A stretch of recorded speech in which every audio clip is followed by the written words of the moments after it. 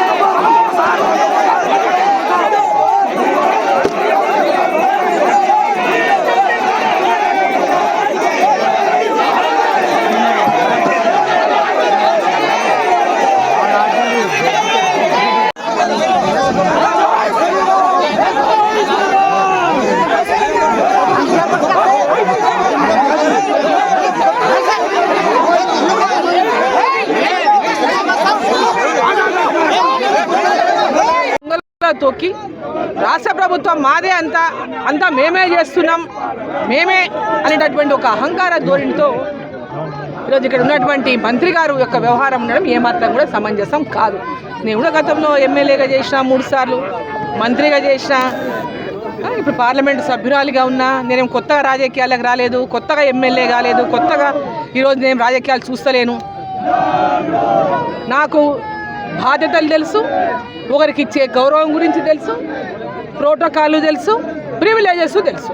అన్నీ తెలిసే నేను అందరినీ కలుపుకొని ఈ యొక్క పార్లమెంటులో అందరితో మమేకమే కలిసి ముందుకు పోవడానికి ప్రయత్నం చేస్తున్నాను. కానీ ఒకరిద్దరు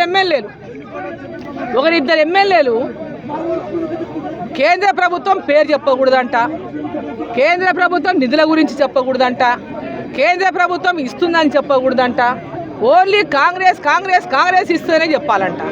ఈరోజు వీళ్ళు ఇచ్చే ఇందిరమ్మ ఇండ్లు అని చెప్తున్నారు కదా, ఘనంగా గొప్పగా ఇందిరమ్మ ఇండ్లు మేము ఇస్తున్నాం. ఆ ఇండ్లకు పైసలు ఎవరు ఇస్తున్నారు? ఆ ఇండ్లకు పైసలు ఇస్తున్నది కూడా నరేంద్ర మోదీ గారి ప్రభుత్వం, కేంద్ర ప్రభుత్వం ఇస్తూ ఉంది. ఈరోజు ఇందిరమ్మ కాంగ్రెస్ ప్రాపర్టీ అధికారంలో ఉంది, ఇందిరమ్మ పేరు పెట్టుకున్నారు, మంచిగా పెట్టుకున్నారు.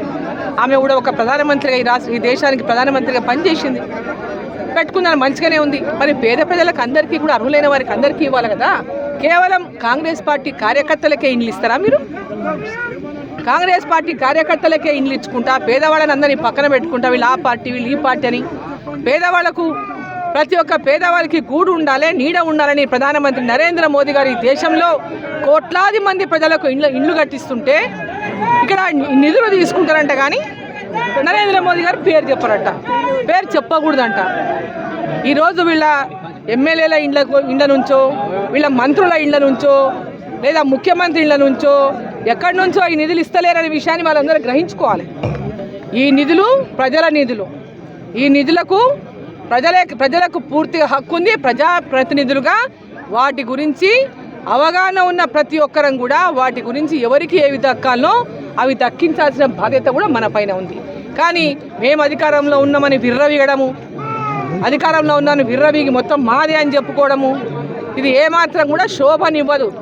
నాయకులకు ఇది శోభనివ్వదు. ఈరోజు మన గుండాలను పంపించారు తాపి నిండా ఇక్కడికి, వర్లుతారు, ఎంతసేపు వర్లుతారు, మందు దిగేంత వరకు వర్లుతారు, ఆ మత్తు దిగేంత వరకు వర్లుతారు, వర్లి రాత్రి పోయి వాళ్ళ పండుకోవాల్సింది సైలెంట్గా. వాళ్ళని రెచ్చగొట్టి ఇక్కడ పంపిస్తే ఒరిగేది ఏముంది? ఇప్పుడు ఈ చెరువు పూజ, ఈ చెరువు నిధులు ఎవరివి? కేంద్ర ప్రభుత్వానివి. కేంద్ర ప్రభుత్వం నిధులున్న ప్రతి ఒక్క పథకంలో ఖచ్చితంగా నా పాత్ర ఉండవలసిందే, నాకు ప్రోటోకాల్ ఇవ్వవలసిందే, నా ప్రివిలేజెస్ నాకు ఉండవలసిందే. అది నా హక్కు. ఈ ప్రాంత పార్లమెంటు సభ్యురాలుగా నా హక్కు. కేంద్ర ప్రభుత్వ పథకాలన్నింటిలో కూడా ఖచ్చితంగా నా ప్రోటోకాల్ని అధికారులు పాటించాల్సిందే. అధికారులకు తెలియకపోతే మంత్రిగా ఉన్నటువంటి ఆయన చెప్పాల్సిందే. కానీ వాళ్ళే రెచ్చగొట్టి తాపి పంపించి టెంకాయ కొట్టకూడదు. నేను శిలాఫలకం వేసేసిన కాబట్టి అరుణమ్మ చేస్తే ఆయనకు అవమానం అవుతుందంట. అంటే మాకు అవమానం కాలేదా?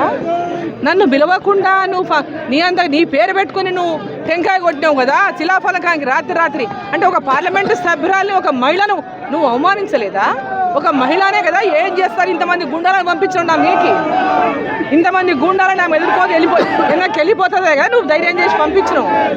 ఈ సాంప్రదాయం ఎప్పుడైనా ఉందా మక్తల్ నియోజకవర్గంలో? ఇటువంటి సాంప్రదాయం మక్తల్ నియోజకవర్గంలో ఎప్పుడైనా ఉందా? గతంలో చిట్టెం నర్సిరెడ్డి ఎమ్మెల్యేగా ఉన్నాడు, గతంలో ఎల్లారెడ్డి గారు ఎమ్మెల్యేగా చేసిండు, మంత్రిగా చేసిండు. వారు ఏ పార్టీలోనైనా అభివృద్ధి కోసమే సమన్వయంతో పనిచేసింది. ఒకరినొకరు పర్సనల్గా కూడా ఎక్కడ వాళ్ళు విమర్శించుకోలేదు. ఏదో కొత్త